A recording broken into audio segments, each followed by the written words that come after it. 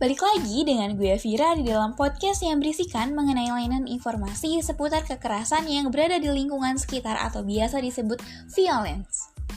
Nah, dalam episode kali ini tentunya gue gak akan sendiri nih. Gue bakal ditemenin sama rekan gue yang mungkin kalian juga udah gak asing dengar suaranya karena dia sempat ngisi di beberapa podcast sebelumnya. Kita langsung undang aja ya. Halo Kak Feby. Halo Kak Vira. Nah, akhirnya kita ketemu lagi nih ya Kak Vira. Kira-kira pada podcast kali ini nih kita bakal ngebahas apa sih Kak Vira? Pasti ada hal yang menarik nih yang mau kita bahas nih. Bener banget Kak Feby. Ini BTW Kak Feby ini gak ya? Bosen gak nih aku terus undang nih ke dalam podcast violence ini? Wah, pastinya nggak akan pernah bosan dong Kak Vira, karena kan di sini kita berbagi informasi nih ke teman-teman pendengar semuanya. Pastinya nggak akan pernah bosan dong Kak Vira. Oke, baik. Langsung aja kali ya Kak Feby biar para audiens ini tahu secara cepat nih informasi apa sih yang bakal kita angkat pada episode kali ini. Oke, kita langsung aja ya Kak Feby. Jadi dalam episode kali ini kita mau ngebahas tentang kekerasan dalam rumah tangga nih Kak Feby. Jadi kekerasan dalam rumah tangga ini merupakan perbuatan terhadap seseorang, terutama perempuan, yang berakibat timbulnya kesengsaraan atau penderitaan secara fisik, seksual, psikologis, dan penelantaran rumah tangga termasuk ancaman untuk melakukan perbuatan, pemaksaan, atau perampasan kemerdekaan secara melawan hukum dalam lingkup rumah tangga. Boleh dilanjut nih Kak Feby. Nah, selanjutnya Kak Vira, adapun penyebab utamanya adalah kemiskinan, masalah hubungan sosial, baik keluarga atau komunitas, penyimpangan perilaku sosial atau masalah psikososial. Nah, ada juga nih Kak Vira dari dampak internalnya dan dampak eksternalnya, di mana dampak internalnya yaitu kecenderungan korban menyalahkan diri, menutup diri, menghukum diri, menganggap dirinya aib, hilangnya kepercayaan diri, dan terutama adalah trauma. Sehingga seperti halnya perempuan tidak mau lagi berkeluarga setelah dirinya trauma menerima kekerasan dari suaminya. Nah, selanjutnya ada dampak eksternalnya nih Kak Vira. Nah, dampak dari eksternalnya ini yaitu kecenderungan masyarakat menyalahkan korban, media informasi tanpa empati memberitakan kasus yang dialami korban secara terbuka dan tidak menghiraukan hak-hak privasi korban. Nah, itu dia Kak Vira. Menurut Kak Vira gimana nih? Aduh, dipikir-pikir dan setelah ditelaah dari informasi yang udah kita informasi ini sama teman-teman semua, dampak dari kekerasan rumah tangga ini cukup menguras mental dari orang-orang korbannya ya Kak Feby. Bener banget Kak Vira. Nah, di sini juga ada contoh isunya nih Kak Feby. Mau tahu gak nih Kak Feby? Wah, mau tahu banget. Apa sih Kak Vira? Boleh dibacain gak nih biar aku sama teman-teman pendengar nih tahu gitu loh Kak Vira. Oke, langsung aja ya. Jadi ada warga kampung dari Pos Wetan, Desa Kertamulia, Padalarang, Kabupaten Bandung Barat. Dia tuh mengalami luka bakar di sekujur tubuhnya usai disiram air keras oleh suaminya sendiri nih Kak Feby. Wah, jahat banget Kak Vira, ini suaminya sendiri loh, siram-siram sampai kayak gitu Kak Vira. Lanjut Kak Vira, ini kayaknya bakalan seru nih. Sedih banget gak sih? Oke, kejadian tersebut juga terjadi pada Kamis 1 Desember 2022 sore sekitar pukul 16.30. Gila, masih awal banget gak sih? Awal banget, masih baru banget masih Kak Vira, hangat masih banget nih teman-teman ya. Oke, jadi kita langsung di kronologinya nih. Oke, awal ceritanya, suami dia yang berinisial DSD datang ke kediamannya untuk membicarakan hubungan pernikahan mereka yang tengah dalam proses penceraian. Suaminya tersebut kemudian membicarakan niatannya untuk rujuk dengan korban, namun permintaannya tersebut ditolak nih Kak Feby. Ya pantas aja Kak Vira ditolak, orang suaminya besi keras kayak gitu, disiram-siram. Parah banget kan Kak Vira? Ya istri mana sih Kak Vira yang mau balik atau berkeluarga sama suami yang kayak gitu dong? Bener banget nih Kak Feby. Kita lanjut lagi aja kali ya. Jadi langsung terjadilah nih pertengkaran antara korban dan suaminya tersebut. Terus tiba-tiba suami korban mengeluarkan air keras yang dibawanya dan langsung menyiramkan ke wajah dan tubuh korban nih. Wah, parah banget gak sih nih Kak Feby? Banget ini suaminya. Air keras loh, dia main siram-siram aja ya ke istrinya. Wah, tuh kan Kak Vira.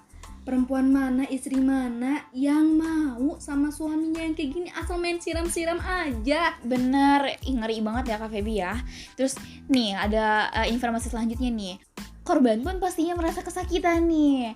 Lalu melihat kondisi korban, suami tersebut langsung melarikan diri. Parah banget gak sih? Parah banget, Kak nggak Feby. bertanggung jawab, udah minta balikan terus disiram-siram. Bener Iya banget. Allah, bener banget ini. Sebel gak sih nggak dengernya?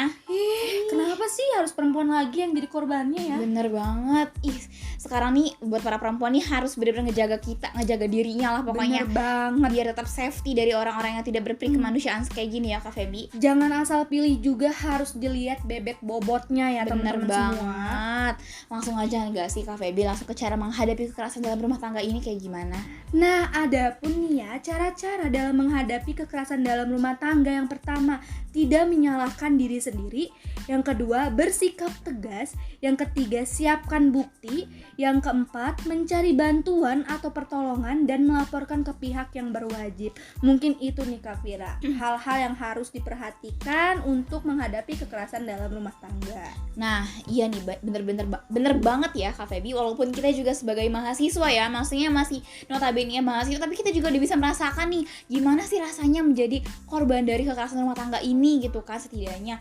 Nah, buat buat teman-teman yang mungkin sekarang sudah berumah tangga dan menghadapi yang udah merasakan rasanya seperti ini gitu, menjadi korban atas kekerasan rumah tangga ini, gak usah takut, gak usah ragu untuk melaporkan si para pelaku ini ke pihak yang berwajib gitu teman-teman. Bener banget Kak Vira, kita tuh sebagai perempuan atau sebagai korban siapapun itu harus berani. Jangan bener. takut, siapin bukti. Kalau perlu nih ya, difoto langsung kasih ke pihak yang berwajib. Bener, langsung visum tuh buktinya. Pokoknya kalian di luar kalian para ibu-ibu dan mungkin kalau bapak-bapak jarang ya gitu, karena mungkin kebanyakan yang dari korban kekerasan rumah tangga ini adalah wanita gitu.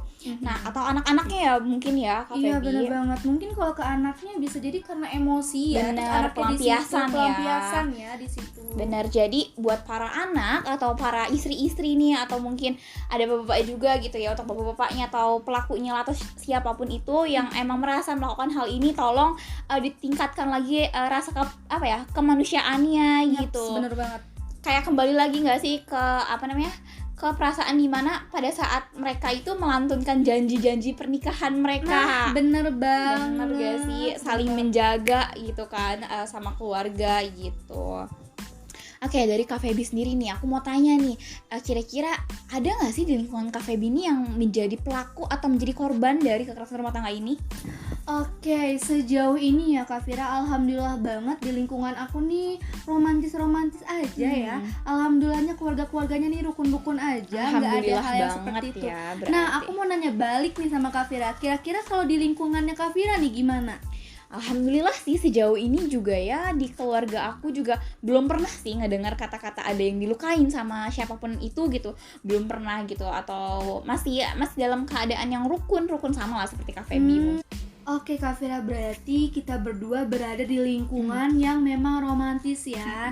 Dan benar semoga banget. teman-teman di sini yang menjadi pendengar podcast kita kali ini juga berada di lingkungan yang sama seperti kita ya Kak Vira. Bener banget Kak Feby, pokoknya gitu ya Kak Feby ya. Maksudnya buat orang-orang yang di sekitaran yang menjadi pelaku maupun korban, semoga bisa cepet yang menjadi korban bisa nggak usah ragu atau ngerasa takut segala macam. Kalau misalkan Bener untuk melaporkannya ke pihak berwajib, gak usah takut, gak usah ragu. Pokoknya kalau kalian ngerasa kalian menjadi korban dari kekerasan keluarga ini, silahkan segera hubungi pihak yang berwajib. Dan untuk para korban, para pelaku nih, tolong banget gitu ya, kayak kita tuh benar-benar harus ditingkatin lagi rasa-rasa kemanusiaannya, rasa banget.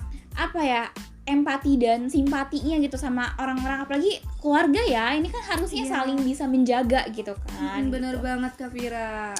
Udah kali ya, mungkin pada podcast kali ini kita bisa dicukupin sampai di sini aja kali ya. Semoga nih teman-teman informasi mengenai kekerasan ke keluarga yang udah kita sampaikan tadi bisa bermanfaat bagi teman-teman semua, bagi teman-teman pendengar semua lah istilahnya gitu. Benar Kak Vira. Dari Kak Feby ada yang mau disampaikan lagi nggak nih kira-kira buat para pendengar kita nih? dari aku kayaknya udah cukup sih, cukup tersampaikan dari Kak Vira bahwasannya kita sebagai korban atau mengalami hal itu ya memang harusnya lebih berani untuk speak up lagi gitu ya, ataupun kalau nggak mau ke pihak berwajib bisa lah ya curhat-curhat gitu, dibantu gitu kan, karena aku yakin para korban itu kenapa nggak berani karena mungkin ada ancaman-ancaman ya Kak Vira. Betul. Gitu. Jadi kita sebagai korban atau siapapun yang lagi menjadi korban ataupun belum berani, yuk beranikan diri gitu, selamatkan diri kita gitu. Benar, save myself gitu, kayak yourself juga. Begitu teman-teman semua. Pokoknya semoga lagi-lagi aku bilang semoga podcast kali ini bisa bermanfaat untuk teman-teman semua, teman-teman pendengar semua. Terima kasih banyak teman-teman semua yang udah mau dengar dan berpartisipasinya gitu dalam podcast kita kali ini nih ya Kak Feby. Sampai bertemu di minggu depan, tepatnya di hari Selasa. See you podcast and goodbye.